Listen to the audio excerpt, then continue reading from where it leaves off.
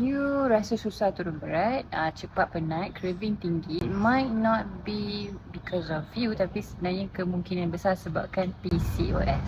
Ramai wanita ingat dia tak disiplin, tapi sebenarnya hormon dia yang tengah kacau bilau. Apa itu PCOS? PCOS ni sebenarnya gangguan hormon yang menyebabkan number one, kita insulin resistance, so kita mudah untuk simpan lemak. Yang kedua, androgen kita tinggi, hormon lelaki tinggi. Dan yang ketiga, kita punya ovulasi tak regular. So 5 sign PCOS yang ramai ignore ataupun dia tak tahu benda tu adalah simptom-simptom PCOS. Yang pertama, berat dia naik walaupun dia makan tak banyak. Makan sikit je tapi berat senang sangat naik. Yang kedua, craving manis lepas tu karbo. Maksudnya food noise dia sangat-sangat kuat. Yang ketiga, period tak regular.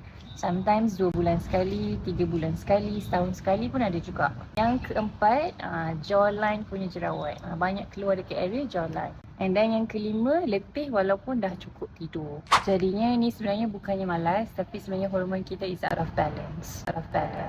So apa sebenarnya yang jadi kat dalam bila kita PCOS ni? Pertama, kita punya insulin kita tinggi, so badan kita selalu masuk mode simpan lemak. Yang kedua, hormon tak stabil. So bila hormon tak stabil ni, metabolisme kita pun akan jadi drop dan sangat slow. Yang ketiga, craving kita akan naik. So kita sentiasa rasa macam nak makan yang manis-manis, nak makan yang tinggi karbohidrat. Akibatnya kita punya cycle makanan tu tak terkawal lah. Timing pun tak menentu.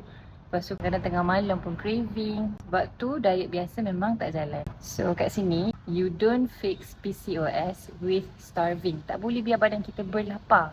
But you fix PCOS with nutrition. So fokus utama dia, kita nak make sure badan kita cukup protein. Sebab bila cukup protein, kita tak mudah nak lapar, nak craving sangat. And then kita kena ambil benda yang low GI food. Sebab benda yang low GI ni buatkan kita punya craving tu lebih sustainable. Tak adalah dia macam melia. Lepas tu kita nak fokus on kurangkan sugar spike. Okay, kalau insulin kita memang tinggi and then kita keep suka makan benda yang manis, benda yang karbohidrat tinggi kan. So of course dia akan naikkan lagi sugar spike dekat dalam badan kita. Dan yang penting sangat kita kena support health.